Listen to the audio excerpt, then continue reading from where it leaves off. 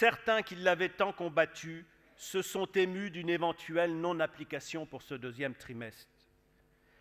Mais l'histoire est un éternel recommencement. Nous avons réussi encore pour ces mois-ci, et vous y avez participé, Monsieur le ministre. Mais beaucoup de travail nous attend pour trouver les adaptations nécessaires. Celles-ci devront être équilibrées et prendre aussi en compte nos propres problématiques. Je vais être très clair. Nous en avons assez de ces entreprises dont le seul objectif est d'appuyer sur la tête des producteurs pour les maintenir au bord de la noyade. Nous en avons assez de ces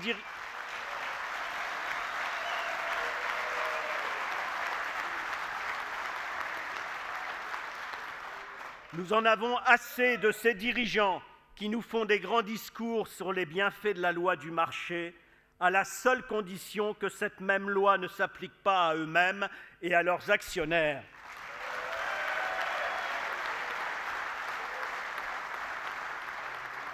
Nous en avons assez de ces leçons de morale sur cette PAC protectrice qui n'aurait eu pour seul effet que de protéger ceux qui n'étaient pas adaptés au monde dans lequel nous vivons. Comme si les premiers bénéficiaires, en particulier dans leur développement, n'avaient pas été ces grandes entreprises championnes maintenant du libéralisme.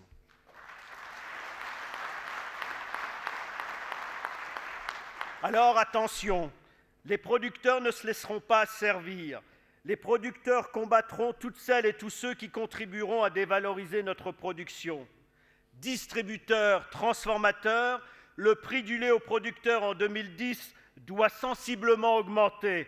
Il y va de notre survie, mais il y va également de votre avenir. Tenez-le pour vous dit.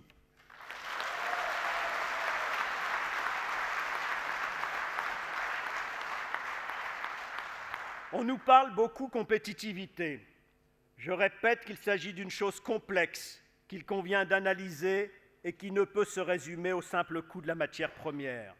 Nous sommes prêts à y travailler, mais que cela soit clair, nous ne tiendrons pas le rôle de variable d'ajustement pour alimenter les profits de quelques-uns. Il est clair que le prix du lait ne peut se décréter et qu'il dépend des marchés. C'est pour cela que nous devons conjuguer nos efforts pour en tirer la meilleure valorisation possible. C'est d'ailleurs pour cela que nous avons créé en septembre dernier l'estampille Éleveurs laitiers de France. Elle s'appuie sur l'image des hommes et des femmes à l'origine du produit, leur proximité, leur attache locale, leur mode de production. Nous avons déjà un certain succès dans le lait de consommation. Le concept semble d'ailleurs faire des émules. Mais je pense sincèrement que nous devons passer à la vitesse supérieure et travailler non seulement avec la filière, transformation et distribution, et avec davantage de produits, mais aussi avec les collectivités territoriales, responsables d'une partie des marchés de la restauration hors domicile.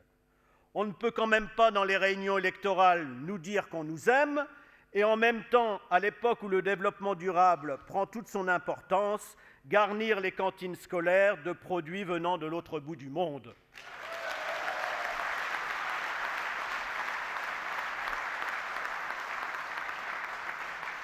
Je lance donc un appel à tous pour se rallier à cette démarche qui ne peut être qu'être bénéfique pour tous.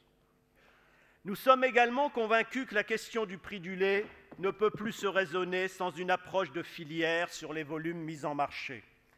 Chaque entreprise a ses propres débouchés valorisants. La production doit s'adapter à cette donne. Les quotas nous avaient exonérés de cette réflexion. Même avant la date fatidique du 31 mars 2015, la précédente commission a inventé l'atterrissage en douceur, qui consiste à augmenter aveuglément les références de chaque pays pour rendre la maîtrise de l'offre totalement inopérante avant 2015. Permettez-moi, Monsieur le ministre, d'exprimer ma colère face à ces inventions technocratiques. S'il s'agit de changer les règles du jeu pour augmenter la compétitivité de ceux qui ont spéculé sur une valeur artificielle du droit à produire, je dis que cela commence à bien faire. On veut s'organiser et on nous oppose le droit de la concurrence. On veut collectivement encadrer les prix et on nous attaque pour entente illicite.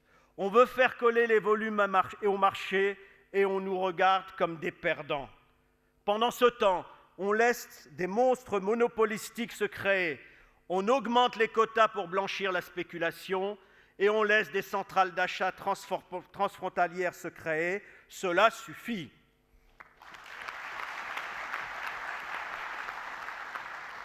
Pardonnez mon emportement, mais il y a des moments où on se demande si l'Europe n'est pas conduite par une poignée d'extrémistes éblouis par un bourrage de crâne d'ultralibéralisme.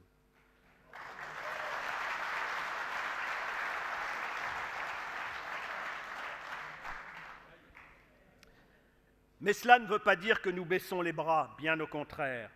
Il nous appartient d'être inventifs et offensifs sur le sujet.